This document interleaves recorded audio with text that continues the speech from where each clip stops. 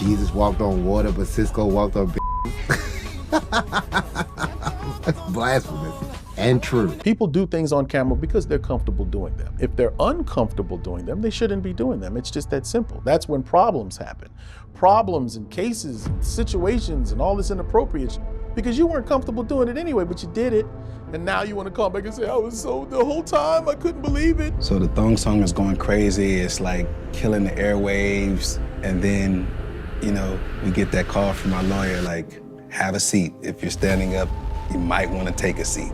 You know, that's when all the drama. Picture the peak of modern R&B, where the year 2000 felt electric and every radio station was blasting one name with unstoppable force. The whole scene was ruled by a single sound, a wild vision, and a dude whose voice could slice through a room like a laser and whose style straight up owned the era. His name, Sisqó, and back then he wasn't just rising, he was untouchable. Thong Song wasn't simply a hit, it was a full-on cultural earthquake that had everybody talking nonstop. Unleash the Dragon wasn't just an album, it was Sisqó stepping out and saying loud and clear that he was ready to dominate. He had the voice, the charm, the flash, and the unstoppable momentum to climb into R&B royalty with ease. The throne wasn't just open, it had his name practically written on it. So how did everything flip so fast? How did a superstar with that much heat disappear from the spotlight almost overnight? Fans have been scratching their heads for years. Sure, the official explanations mention lawsuits, label drama, and personal struggles, but those stories only skim the surface. The real truth, the one whispered about in back rooms and never written in the press, hits way harder. This is Behind the Fame, and today, we're pulling the curtain all the way back on the strategic behind-the-scenes takedown of Sisqó. This saga is packed with talent pushed to the edge, power plays hidden in the shadows, bold moves that shook the room, and the quiet, dangerous rules of an industry that never says the whole truth out loud. Even when somebody's sleeping in my bed, Sisqó didn't want to sing that song. Sisqó said that, why would I sing a song about another guy sleeping with my woman in my bed? So he sung the song wrong. He sung it crazy hard. So they would say, we're not putting this out. But come to find out, the industry loves to shine bright lights on its biggest stars, but it also has a way of chewing them up long before the platinum plaques and worldwide fame ever hit the wall. Before the stages and the chaos, he was just Mark Andrews from Baltimore, a kid with a voice so sharp it stopped people in their tracks, working at a spot called the Fudgery, singing for tips and chasing a dream that felt bigger than anything around him. That dream didn't start in some fancy office. It started right there on the streets. With a tight group of friends who called themselves Drew Hill, he built something raw and real. They had discipline, serious chemistry, and a drive that separated them from every other crew trying to make noise. And even back then, the young man who would later become Sisqó stood out in a way nobody could ignore. He had this spark, a need to take charge, a rebellious streak that pushed him forward. The same spirit that would make him a star and eventually put a target on his back. He pushed back by bleaching his hair blonde when the label kept begging for a cleaner image. He pushed back again when he tore into Tell Me, a track he actually disliked, but sang with so much raw power and attitude that the execs had no choice but to put it out. And boom, it turned into a huge hit. His rebellious moves weren't just allowed, they were applauded like they were part of the magic. But behind the scenes, things were shifting in a way he never saw coming. like I said, Sisqó is a member of Drew Hill. Drew Hill was signed when they was really young. They did extremely exceptional. They're an awesome group. And everything about what they did in the 90s and the 2000s was... Inside those smooth, polished offices where the real power players moved in silence, a different kind of message was being whispered, a warning that Sisqó had no idea was aimed straight at him. Then everything blew up once Unleash the Dragon and Thong Song hit the world like fireworks exploding in every direction. Sisqó didn't just become famous, he became a global shockwave, the kind of star people couldn't escape even if they tried. This should have been the moment he locked in his legacy for good. This should have been where his empire got built brick by brick, steady and unstoppable. But instead, this same moment became the point where the first serious cracks formed. Cracks that would widen fast and quietly sink everything he had worked for. The first hit came from something nobody expected, the money. That unforgettable dumps like a truck hook that everyone shouted around the world turned into the spark of a massive legal battle. Songwriter Desmond Child stepped forward with a lawsuit that shook everything, claiming the melody was too close to his original work. And when the court made its decision, it landed like a punch straight to the gut. They ruled against Sisqó. And just like that, a giant chunk of the royalties from his most iconic track vanished into someone else's pocket. A song that took him to the top suddenly turned into a financial trap he couldn't escape. Millions gone, all poof, wiped out in an instant like it never existed. The song, Sisqó was more so the bridge and the ad-libs, you know, because if you listen to the music in the first album or so, you hear more of Sisqó on the chorus and on the bridge. And Jazz and Woody are leading majority of the song. In the music game, money isn't just cash. It's protection, it's influence. It's the shield that keeps you from getting pushed around. And Sisqó had just lost a massive chunk of all three, leaving him exposed in a way that made the whole industry tilt its head at him. Suddenly, the same people who once saw him as a non-stop hit machine started looking at him like he was a walking risk, a star who might cost more than he could bring in. He wasn't a cash magnet anymore. He was a liability. But the financial blow was only one piece of the mess.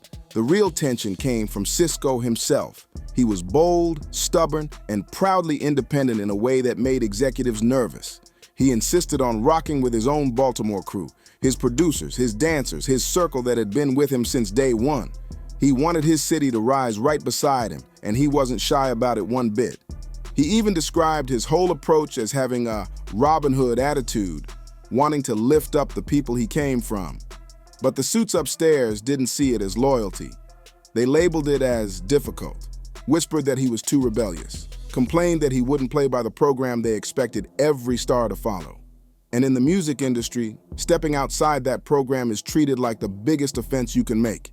This is where the story slides into a darker, colder place. The point where the machine behind the music decides what to do with someone who won't fall in line. So you could have lost, and then people were like, "Man, what he's doing hitting Sisqó?" It wasn't a fight though. It wasn't a fight. What was that? What is it called? Skirmish. A scuffle. A scuffle, I guess. What was the problem? I don't know, dude. What did he say to you? I was. This is the point where we step into the industry's hidden rulebook. The quiet, shadow-heavy systems people only whisper about when the cameras are gone. These are the parts of the business nobody writes down, but everybody knows exist. Sisqó never laid out every detail, but he definitely spoke in code, dropping hints that made people raise their eyebrows and wonder what was really happening behind those closed doors. He talked about refusing to sell his soul, saying he pushed back against certain expectations that had nothing to do with music at all. He made it clear he wasn't willing to let powerful people pull him into situations that felt manipulative or off track, situations meant to test how far someone would go just to stay on top.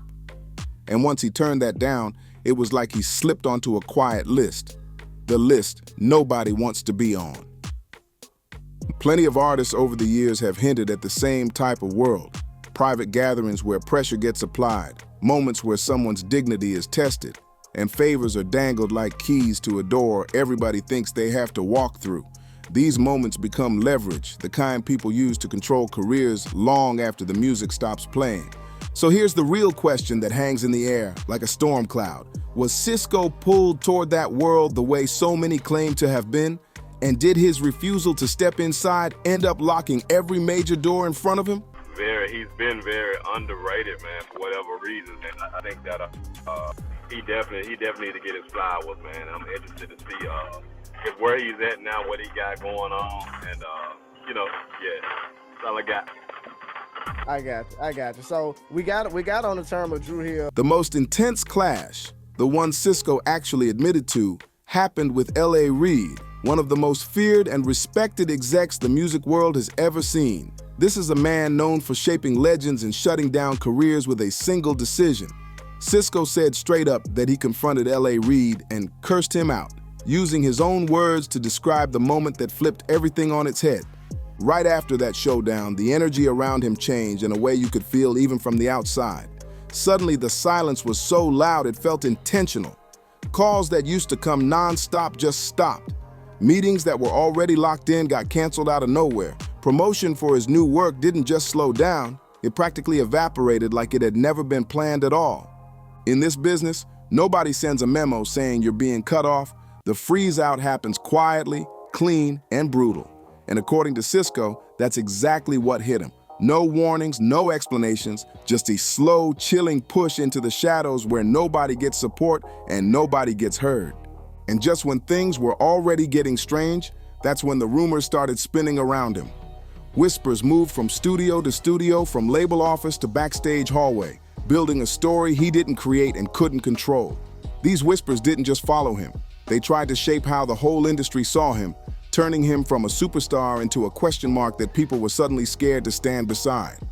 Because I know it was a lot of people to do it before Sisqó.